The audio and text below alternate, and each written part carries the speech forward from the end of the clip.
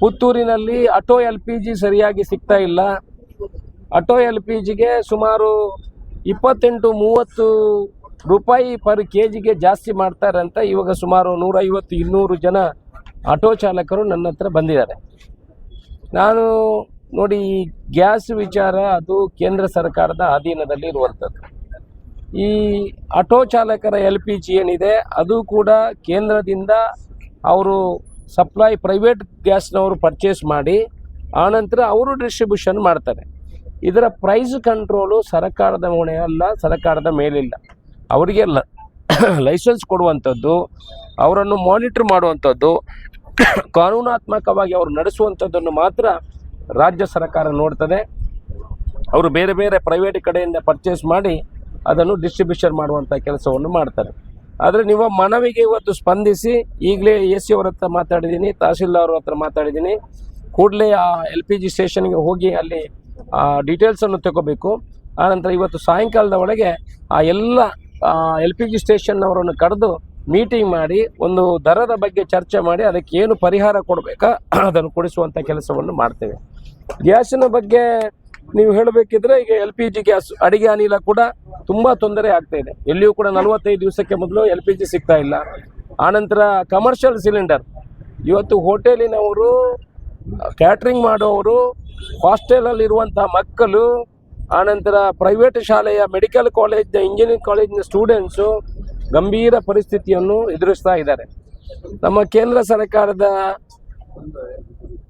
ಯಾರು ಜವಾಬ್ದಾರಿ ಹೊತ್ತಿದ್ದಾರೆ ಅವರು ಏನು ಸ್ಟೇಟ್ಮೆಂಟ್ ಕೊಡ್ತಾರೆ ಅಂತ ಹೇಳಿದ್ರೆ ಎಲ್ಲಿಯೂ ಗ್ಯಾಸ್ ಶಾರ್ಟೇಜ್ ಇಲ್ಲ. ದಯಮಾಡಿ ಅವರು ಹೋಗಿ ನೋಡಬೇಕು ಎಲ್ಲಿ ಶಾರ್ಟೇಜ್ ಇದೆಯಾ ಇಲ್ವಾ ಅಂತ. ನಾವು ರಾಜಕೀಯ ಮಾಡಲಿಕ್ಕೆ ಹೋಗುವುದಿಲ್ಲ. ನಾವು ಈಗ ಏನಾದರೂ ಕೇಂದ್ರದಲ್ಲಿ ಕಾಂಗ್ರೆಸ್ ಸರ್ಕಾರ ಇದ್ದರೆ BJPಯವರು ಕಂಡಲ್ಲಿ ಹೆಗಲಲ್ಲಿ ಸಿಲಿಂಡರ್ ತಿಕ್ಕೊಂಡು ಬೊಬ್ಬೆ ಹೊಡಿತಾ ಇದ್ರು. ನಾವು ಅದಕ್ಕೆ ಯಾವುದೇ ಇಂಥ ಸಮಯದಲ್ಲಿ ಆ ರೀತಿಯ ಹೋರಾಟಕ್ಕೆ ಹೋಗಲಿಲ್ಲ. ಆದರೆ ಅವರ ಜವಾಬ್ದಾರಿ ಇದೆ.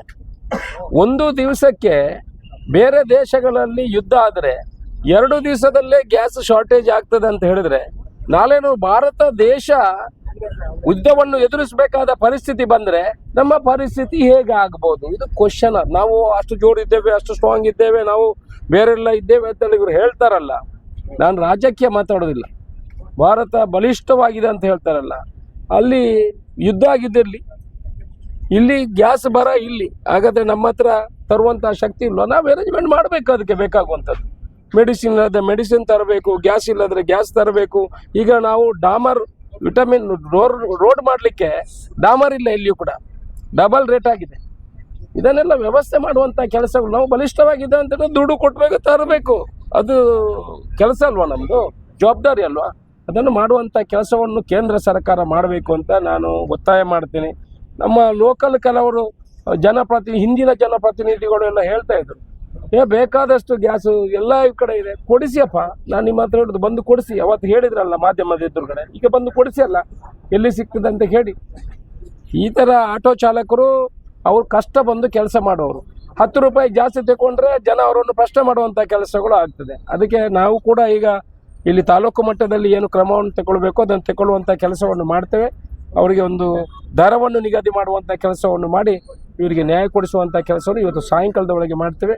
ಅದು ಇಲ್ಲ ಅಂತಾದರೆ ಅವರ ಮೇಲೆ ಏನು ಕ್ರಮವನ್ನು ತಗೊಳ್ಬೇಕು ಅದನ್ನು ತಗೊಳ್ಳುವಂಥ ಕೆಲಸ ಮಾಡ್ತೇವೆ.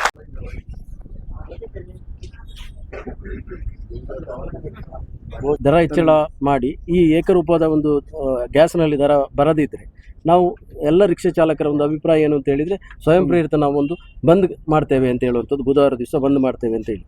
ಯಾಕಂತ ಹೇಳಿದರೆ ಇನ್ನು ಬಂದ್ ಮಾಡದಿದ್ದರೆ ನಮಗೆ ಉಪಾಯ ಇಲ್ಲ, ಅಧಿಕಾರಿಗಳು ಎಚ್ಚರ ಆಗೋದಿಲ್ಲ. ಇವತ್ತು ಇಷ್ಟು ಸಂಘಟನೆಗಳು ಮನವಿ ಕೊಟ್ಟು ಕೂಡ ಒಂದೇ ಒಂದು ಸಭೆಯನ್ನು ಕರೀಲಿಲ್ಲ. ಈಗ ನಿಮಗೆ ಇದರ ಬಗ್ಗೆ ನಾವು ಕೊಟ್ಟಿದ್ದೇವೆ, ನೀವು ಏನು ಹೇಳ್ತೀರಾ ಅದರ ಮೂಲಕ ನಾವು ಈ ಗ್ಯಾಸ್ ಮೇಲೆ ನಮಗೆ ಹತೋಟಿ ಇಲ್ಲ. ಕನ್ಸ್ಯೂಮರ್ ಗ್ಯಾಸ್ ಸಿಲಿಂಡರಲ್ಲೂ ಕೂಡ ನಮ್ಮ ಕೇಂದ್ರ ರಾಜ್ಯ ಸರ್ಕಾರಕ್ಕೆ ಹತೋಟಿ ಇಲ್ಲ. ನಮ್ಮ ಆಹಾರ ಇಲಾಖೆ ಇದೆ, ಅವರಿಗೆ ಗ್ರಾಹಕರಿಗೆ ಕೊಡುವ ಗ್ಯಾಸ್ ಮೇಲೆ ಮಾತ್ರ ಸ್ವಲ್ಪ ಹತೋಟಿ, ಕೇಸ್ ಬುಕ್ ಮಾಡ್ಬೋದು. ಇದಕ್ಕೆ ಲೈಸೆನ್ಸ್ ಮಾತ್ರ ನಾವು ಹಿಂದೆ ಮುಂದೆ ಮಾಡ್ಬೋದು. ಇದು ದರ ಫಿಕ್ಸ್ ಮಾಡ್ಲಿಕ್ಕೆ ನಮಗೆ ಇದರಲ್ಲಿ ನಮಗೆ ಸರ್ಕಾರಕ್ಕೆ ಅಧಿಕಾರ ಇಲ್ಲ. ಆದ್ರೂ ಈಗ ನೀವು ಮನವಿ ಕೊಟ್ಟಿದ್ರಿ, ಅವರನ್ನೆಲ್ಲ ಕರೆದು AC ಆಫೀಸಿಗೆ ಕರೆದು ಅವ್ರ ಡೀಲರ್ಗಳನ್ನು ಕರೆದು ಇಲ್ಲ ಅವ್ರ ಕ್ರಮ ತಗೊಳ್ಳುವಂಥ ಕೆಲಸವನ್ನು ಇವತ್ತು ತಹಸೀಲ್ದಾರ್ AC ಅವರನ್ನು ಕರೀಲಿಕ್ಕೆ ಹೇಳ್ತೇನೆ. ಅವರನ್ನು ಇಲ್ಲಿ ಕರೆದು ಮೀಟಿಂಗ್ ಮಾಡಿ ಅದಕ್ಕೆ ಯಾವ ವ್ಯವಸ್ಥೆ ಮಾಡಬೇಕು ಅದನ್ನೀಗ ಮಾಡ್ತೇವೆ. ಫಸ್ಟ್ ಕೊಡುವ ಅದೊಂದು ಪರಿಷ್ಕೃತವಾಗಿ ಅಧಿಕೃತವಾಗಿ ಈಗ ಹೋಟೆಲ್ ಅವರಿಗೆ ಕೇಳುದಿಲ್ಲ, ಯಾರು ಆಹಾರ ಇಲಾಖೆಯವರು ಕೇಳುದಿಲ್ಲ. ಈಗ ನಾವು ತೆಗೆದ್ರೆ ನಿಮ್ಗೆ ಯಾರು ಜಾಸ್ತಿ ಮಾಡಿದ್ರೆ ನಮ್ಮ ಮೇಲೆ ಆಕ್ಷನ್ ಕೇಂದ್ರ ಸರ್ಕಾರದ ಗಮನವನ್ನು ಕೇಂದ್ರ ಸರ್ಕಾರ ಕೇಂದ್ರ ಸರ್ಕಾರ MP ಅವರಿಗೆ ಕೊಟ್ಟಿದ್ದೇವೆ, ಮನೆಯಿಂದ ಹಾಕುವುದನ್ನು ನಾನು ಮಾಡ್ತೇನೆ. MP ಅವರಿಗೆ ಕೊಟ್ಟಿದ್ದೇವೆ. ಇರುವುದು ಕೇಂದ್ರ ಸರ್ಕಾರದ ಕೈಯಲ್ಲಿ ಅವರು ಮಾತ್ರ ಜಾಸ್ತಿ ಮಾಡಿದ್ದಾರೆ 28 ಮತ್ತೆ ಇವರ ಮೇಲೆ ಆಕ್ಷನ್ ಬೇಕು. ಗೋಗ್ಯಾಸ್ನವರ ಬಗ್ಗೆ ಪುತ್ತೂರಲ್ಲಿ 4 ಪಂಪ್ ಇದ್ರೆ 4 ತರ ರೇಟ್, ಒಂದೊಂದು ಪಂಪಲ್ಲಿ ಒಂದೊಂದು ತರ ರೇಟ್. ಇಲ್ಲಿ ಗೋ ಗ್ಯಾಸ್ 120 30. ಎಲ್ಲಿ ಗೋಗಾಸ್ ಅವರಿಗೆ ಆಮೇಲೆ AC ಕೊಡ್ತಕ್ಕ ಫಸ್ಟ್. ಹಲೋ ಸರ್ ನಮಸ್ತೆ.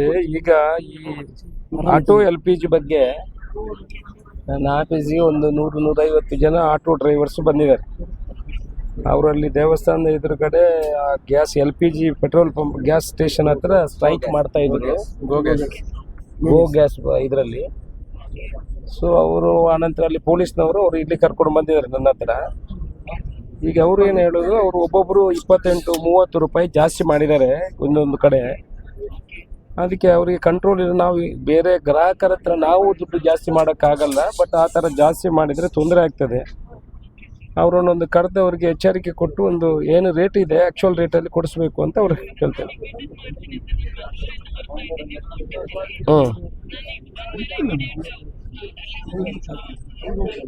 ಹಾಂ ಗೋ ಗ್ಯಾಸ್ಗೆ ಮತ್ತೆ ಓಕೆ. ಆಮೇಲೆ ಅವರನ್ನೆಲ್ಲ ಏನು LPG ಏನು ಸ್ಟೇಷನ್ಸ್ ಇದೆ ಅವರು ನಮ್ಮ ಇಲ್ಲಿ ಕರೆದು ಮೀಟಿಂಗ್ ಮಾಡಿ ನಾನು ಬೇಕಿದ್ರೆ ಬರ್ತೀನಿ ಒಂದು ಲಂಚ್ ಟೈಮಲ್ಲಿ ನೀವು ಇಟ್ಕೊಂಡ್ರೆ 1-2 ನಿಮಿಷಕ್ಕೆ. ಅವರಿಂದ ಎಮರ್ಜೆನ್ಸಿ ತಹಸೀಲ್ದಾರ್ ಹತ್ರ ಹೇಳಿ ಕರೆಸಿ ಇಮಿಡಿಯೇಟ್ ಅವ್ರಿಗೆ ಡಿಸ್ಕಸ್ ಮಾಡಿ ನಾವು ಕ್ರಮ ಕೈಗೊಳ್ತೀವಿ.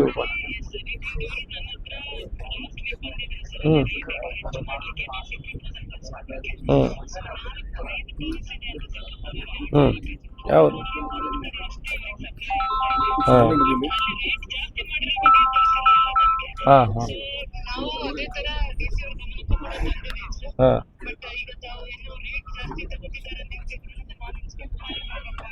ಒಂದು ಇನ್ಸ್ಪೆಕ್ಟ್ ಮಾಡಿ ಮತ್ತೆ ಹಾಂ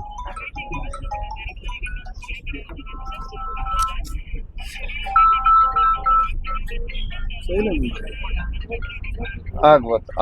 ಓಕೆ ಆಯ್ತು. ದರ ಎಂತ ಮಾಡ್ತಾರೆ? ಈಗ ಅವರು AC ಅವರು ಮಂಗಳೂರಿಂದ ಬರ್ತಾ ಇದ್ದಾರಂತೆ, ಅಲ್ಲಿಗೆ ರೈಡ್ ಮಾಡ್ತಾರಂತೆ ನಿಮ್ಮ ಇದರದ್ದು ಎದುರುಗಡೆ. ಅಲ್ಲಿ ಏನಾದರೂ ಕರೆದು ಮತ್ತೆ ಅವರನ್ನೆಲ್ಲ ಪೆಟ್ರೋಲ್ ಗ್ಯಾಸ್ ಸ್ಟೇಷನ್ ಅವರು ಇಲ್ಲಿ ಕರೀಲಿಕ್ಕೆ ಹೇಳಿದ್ದಾರೆ. ಅವರು ಇವತ್ತು ಮೀಟಿಂಗ್ ಮಾಡಿ ನೀವು ಮತ್ತೆ ಮೊನ್ನೆ ಗ್ಯಾಸ್ ರೇಟ್ ಬಗ್ಗೆ ಏನು ಕೊಡಲಿಲ್ಲ ಅಂತ ಅವರಿಗೆ, ನಿಮ್ಮ ರೇಟು ಜಾಸ್ತಿ ಮಾಡಬೇಕು ಅಂತ ಕೇಳಿದ್ರಂತೆ. ಅದನ್ನು ನನ್ನ ಗಮನಕ್ಕೆ ತಂದಿದ್ದಾರೆ. ಅದು ಡಿ.ಸಿಗೆ ಕಳಿಸಿದೆ. ಈಗ ರೇಟ್ ಜಾಸ್ತಿ ಬಗ್ಗೆ ಇವತ್ತು ಮೀಟಿಂಗ್ ಕರೀತಾರೆ. ಮೀಟಿಂಗ್ ಕರೆದು ತಹಸೀಲ್ದಾರ್ರೆ ನಮಸ್ಕಾರ. ಈಗ AC ಅವ್ರ ಹತ್ರ ಮಾತಾಡಿದ್ದೀನಿ.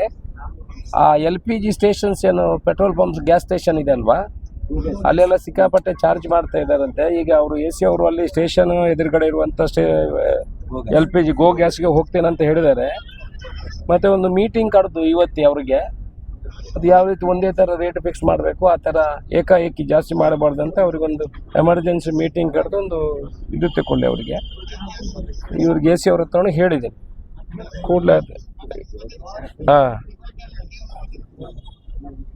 ಇವತ್ತು ಈಗ ನನ್ನ ಕಚೇರಿಗೆ ಒಂದು 150 ಜನ ಆಟೋ ರಿಕ್ಷಾದವರು ಬಂದಿದ್ದಾರೆ. ನಾನು ಅವರಿಗೆ ಸಮಾಧಾನ ಮಾಡಿ ಕಳಿಸ್ತೀನಿ. ಪುನಃ ಅದಕ್ಕೆ ಏನು ಮೆಷರ್ಸ್ ತಗೋಬೇಕಾ ನಮ್ಮ ಕಡೆಯಿಂದ ಅದನ್ನು ತಗೊಳ್ಳುವಂಥ ಕೆಲಸವನ್ನು ಮಾಡಿ